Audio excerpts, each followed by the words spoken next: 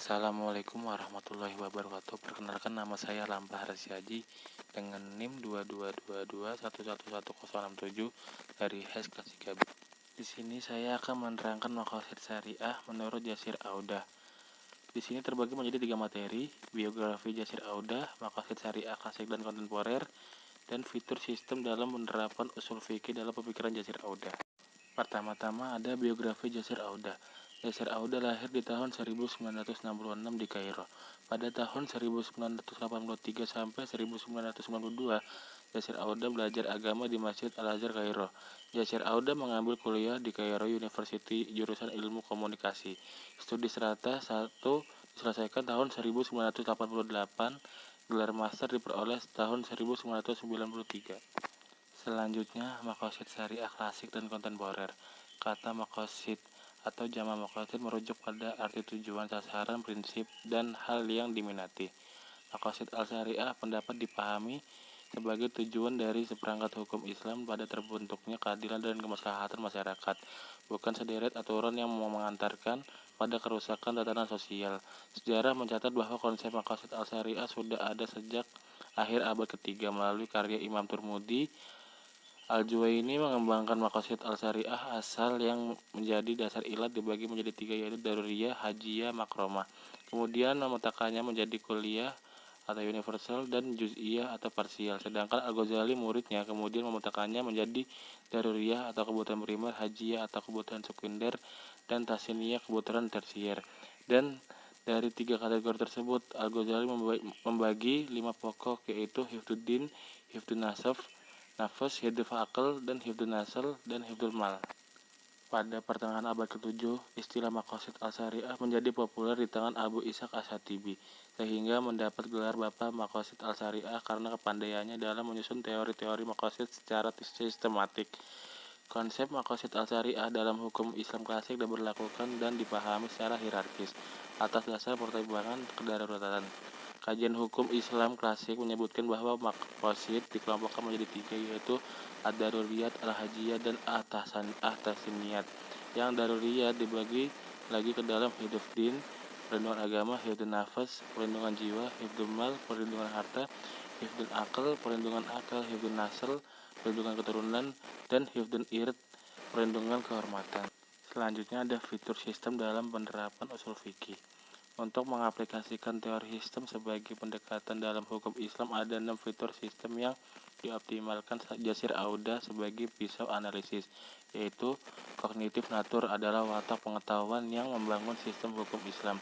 Yasir Audah menekankan pentingnya memisahkan teks Al-Quran dan As-Sunnah dari pemahaman orang terhadap teks, yaitu syariah adalah wahyu yang diturunkan kepada Nabi Muhammad SAW. Secara sederhana, syariah yaitu Al-Quran dan Sunnah Nabi. Fikih adalah pendapat hukum yang diberikan oleh ahli hukum Islam dari berbagai mazhab. Fatwa adalah penerapan syariah dan fikih di tengah realitas kehidupan umat Islam saat ini. Nomor 2 ada wellness. Yasir Audah menyatakan bahwa setiap hubungan sebab atau akibat harus dilihat sebagai bagian-bagian dari gambaran keseluruhan.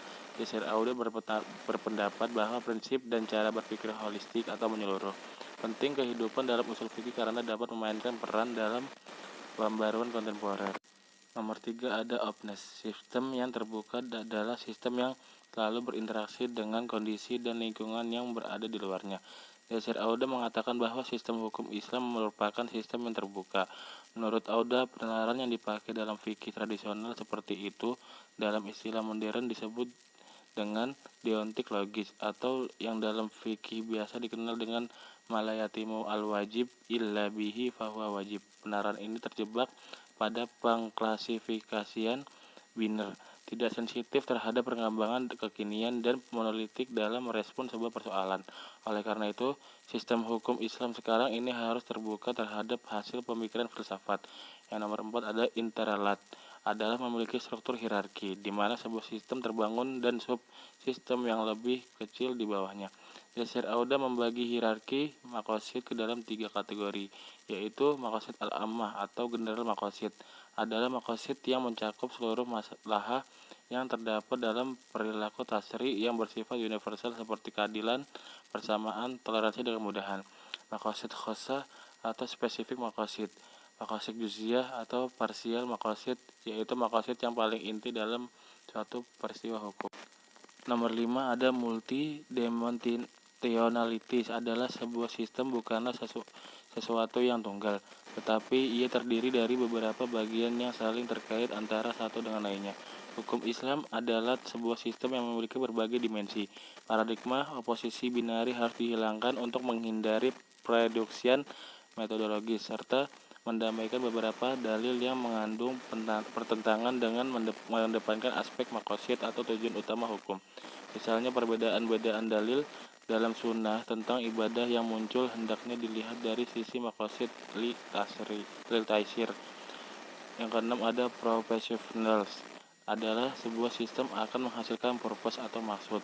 Jika ia menghasilkan sebagai tujuan dan dalam situasi yang beragam.